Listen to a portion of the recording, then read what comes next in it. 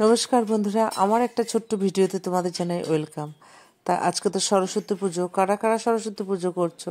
আমার বাড়িতে সরস্বতী পুজো হচ্ছে না গো আর, কারণ ছেলে মেয়ে বড় হয়ে গেছে। ছেলে এখন চাকরি করে আর মেয়ে ব্যাঙ্গালোরে পড়াশোনা করছে। তা মেয়ে ওখানে যে ফ্ল্যাটে রয়েছে, মেয়ে আর একটা মেয়ের বান্ধবী, ওরা দুজন মিলে ওদের ফ্ল্যাটেই পুজো করছে। তা সেজন্য আমি আর এখানে কার জন্য পুজো করব, সেজন্য আমি আর পুজো করছি না। তাই মনটা না ভীষণ খারাপ।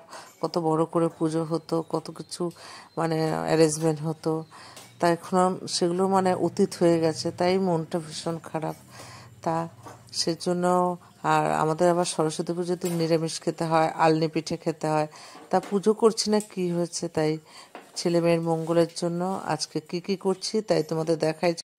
তা যেহেতু নিরামিষ খেতে হয়, প্রতিবারই হয় খিচুড়ি না ফ্রাইড রাইস কিছু একটা করি, তাই আজকে খিচুড়ি করে নিলাম। আর এই যে দেখো, আলনি পিঠা খেতে হয়, আলনি চিতই পিঠা, তাই একটা আলনি চিতই পিঠা করছি। আর এই যে কথা বলতে বলতে চিতই পিঠাটা হয়ে গেছে, এই যে তুলে নিই। এবার বাকি একটা দুটো যে পিঠা করব সেটা নুন দিয়ে করতে হবে, আর সেটা আর আলনি হবে না। তাই এই যে দেখো, পিঠাগুলো খুব সুন্দর হয়েছে।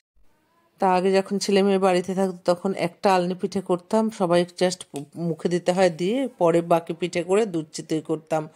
তা এখন আর করি না, কে খাবে, তা নিয়ম রক্ষার্থে একটাই করি। তা যাই হোক, ভিডিওটা কেমন লাগলো একটু লাইক কমেন্ট করে পাশে